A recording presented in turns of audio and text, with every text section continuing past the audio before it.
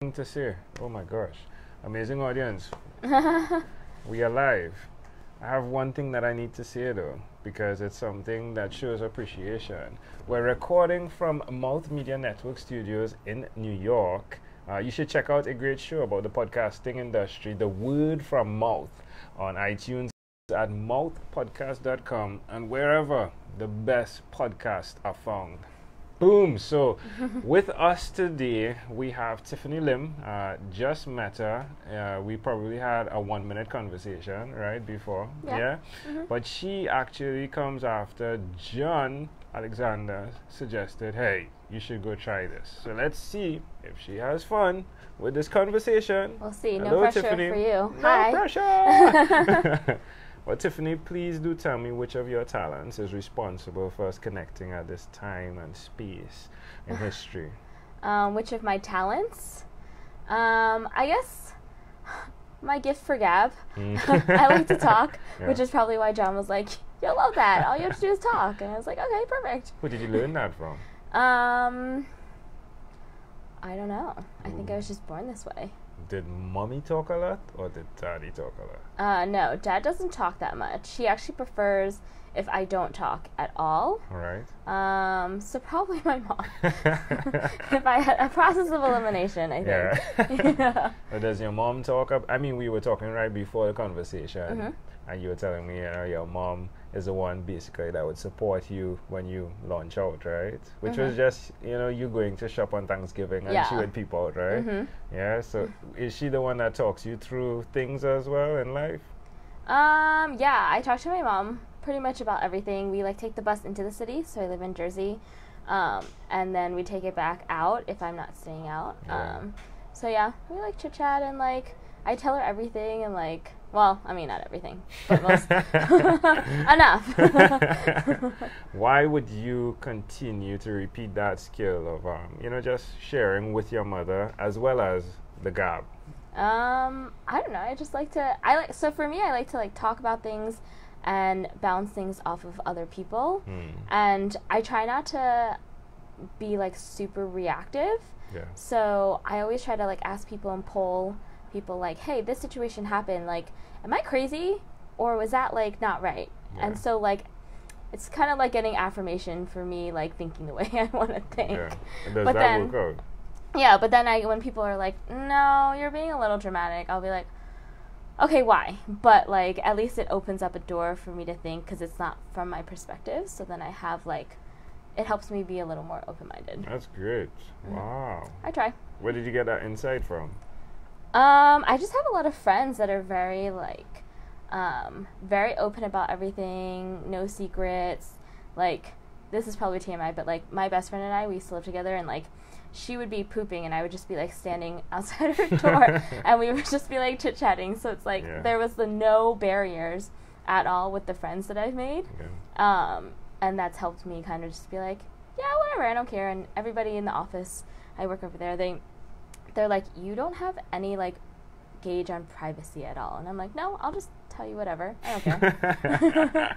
And that helps. That helps you to be you, right? Yeah. That's good. Tell me one other thing you've done consistently over the last 3 years, please. Not to sound like a typical millennial, but I've been traveling a lot.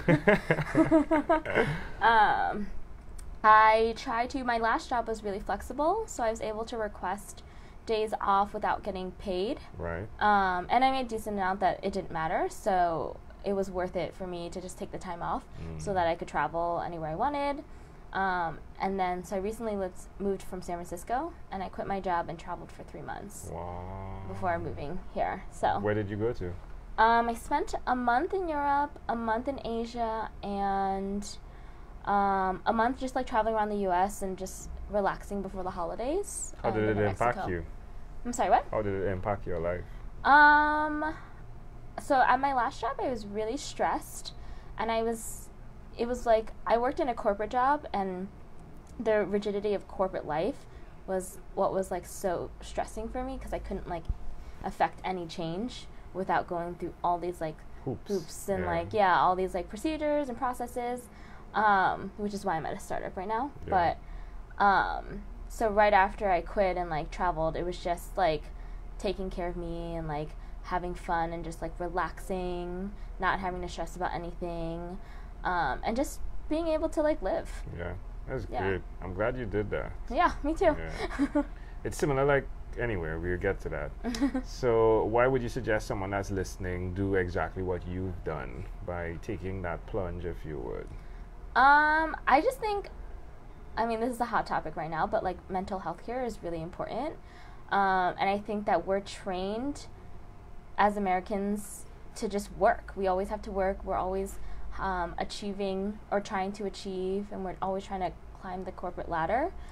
But we kind of forget that we also have to take care of ourselves too. So the burnout and the stress levels is so real. And I think that's why millennials in this generation are just so focused on us, because we're not like our parents, and we're not like, oh, we need to work to survive. Yeah. We're more like, no, quality of life is more important, and like everything else will fall into place.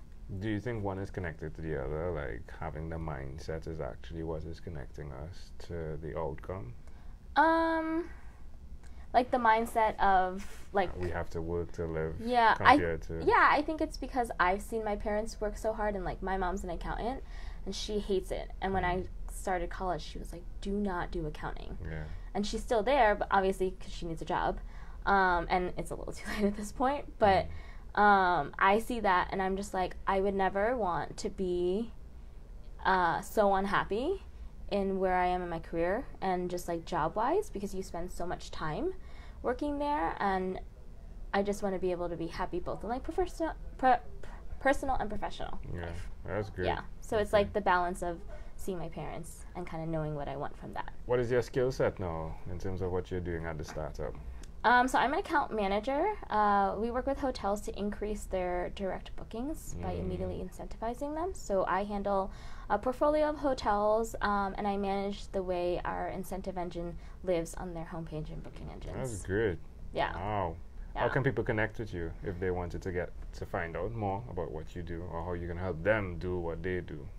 I Facebook, Instagram, Right. LinkedIn. Tiffany Lim. Yes. Wonderful. All right, let's switch gears for a moment. Let me invite you into my imaginary time machine that is surrounded with beautiful, warm, blue Caribbean water. Oh, nice. Tiffany, what is your earliest childhood memory?